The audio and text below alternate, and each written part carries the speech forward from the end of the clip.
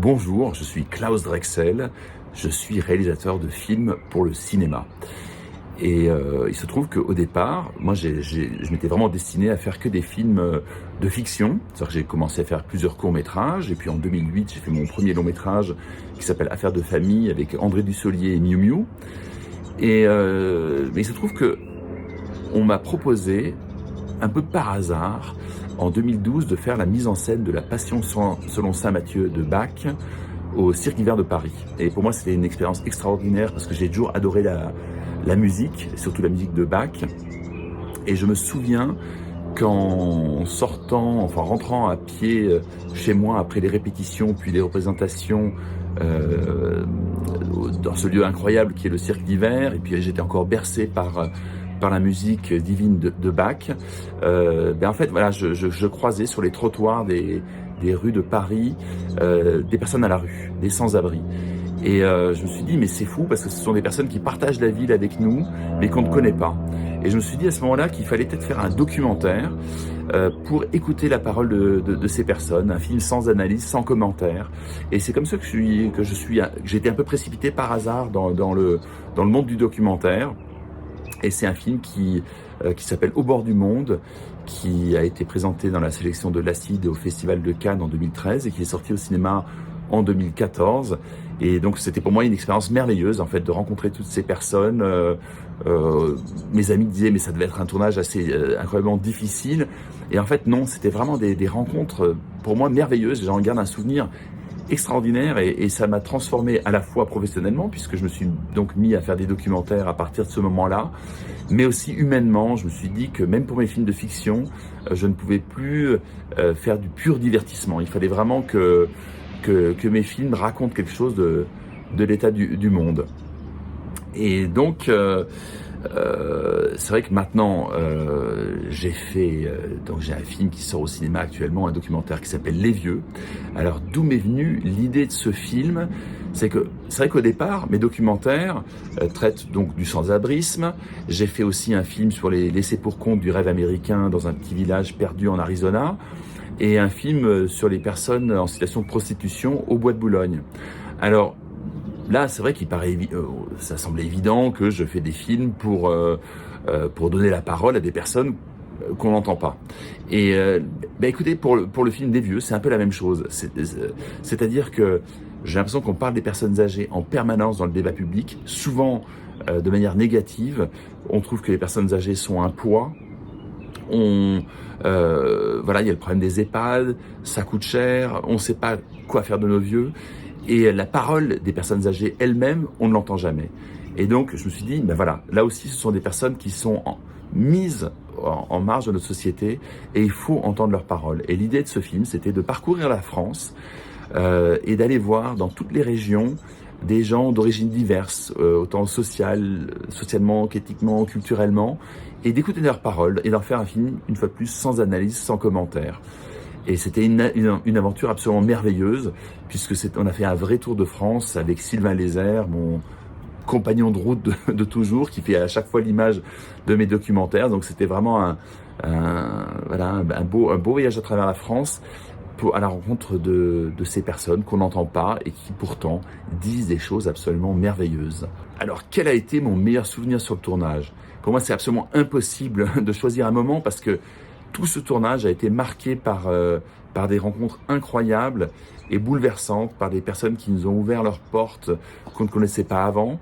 Et donc c'est quasiment impossible de choisir un moment plus fort qu'un autre, mais forcément il y a quand même quelques rencontres qui m'ont laissé un souvenir particulier. Je me souviens par exemple de Jean-Jacques Herny et sa femme Marcel, qui sont originaires de Colmar en Alsace, et qui m'ont raconté qu'un jour, leur maison a été cambriolée par les enfants du quartier, qui étaient toujours accueillis chez eux, la porte leur était toujours ouverte. Et plutôt que de se laisser entraînés dans la colère face à un cambriolage qui est quand même une expérience traumatisante, ils se sont dit mais pourquoi est-ce que ces jeunes qu'on a toujours accueillis nous ont cambriolés, et ils se sont dit que c'était parce qu'ils étaient désœuvrés pendant les vacances, pendant l'été, et ils ont eu à ce moment-là l'idée de faire un centre d'activité pour jeunes, qu'ils ont créé de toutes pièces. Ils ont demandé aux gars de l'auto-école de faire du vélo, à un autre gars de faire du foot ou du canoë. Et de fil en aiguille, d'année en année, en fait, leur petite association est devenue l'un des principaux accueils pour de centres aérés de jeunes à Colmar. Et ça, cette expérience, en fait, de raconter que à partir de quelque chose, d'une expérience difficile, on peut faire quelque chose de positif, ça, c'était formidable. Et de la même manière, j'ai rencontré cette dame incroyable qui maintenant a 98 ans, Fleurette Avranek, une dame d'origine juive et dont les parents étaient déportés en 1941 et 42. Donc elle s'est retrouvée seule dans son petit appartement glacé. Elle était lycéenne à cette époque-là. Et elle me raconte que cet isolement, en fait, était tellement difficile à supporter que tous les soirs, elle pleurait dans son appartement.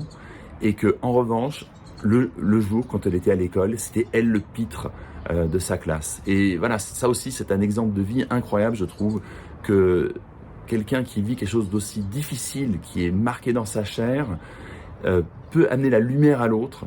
C'est vraiment une expérience pour moi qui, voilà, c'est un exemple pour nous tous. Donc voilà, ça fait partie vraiment des expériences magnifiques.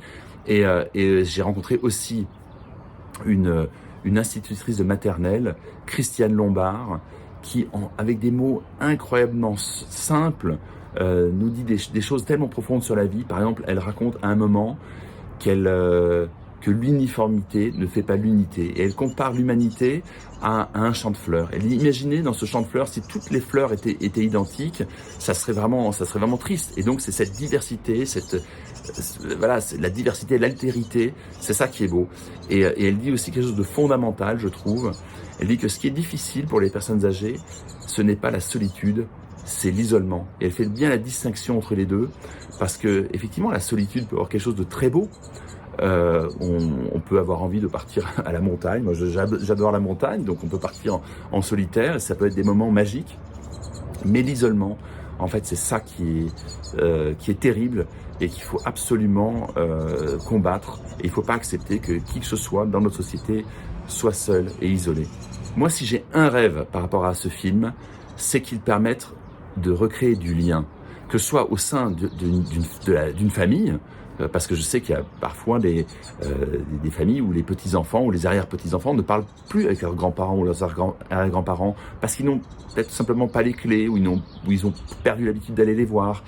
Et voilà, si des spectateurs peuvent voir le film et en sortant du cinéma se dire je vais aller appeler ma grand-mère. Il y a une dame qui m'a envoyé un message, m'a dit j'ai vu votre film en sortant et demain je vais appeler ma grand-mère. Et pour moi ça c'est le plus beau des cadeaux. Parce que ce qui est essentiel, c'est effectivement le lien. Ou qu'une personne se dise, mais en fait, dans mon appartement, en fait, sur le palier, en face de chez moi, l'appartement, c'est une personne âgée, seule, qui habite. Eh bien, je vais aller la voir, ne serait-ce que pour discuter, prendre un café, peut-être l'aider à faire ses courses. Et peut-être si cette personne n'a besoin de rien, juste lui dire, je suis là pour vous. Vous n'êtes pas seul. Si vous avez besoin de quelqu'un, je suis en face, vous sonnez à ma porte et je serai là pour vous ouvrir. Et voilà, personne n'est seul. Et c'est ça c'est ça mon grand rêve, c'est que ce film permette de créer du lien entre tout le monde et que plus personne ne soit seul.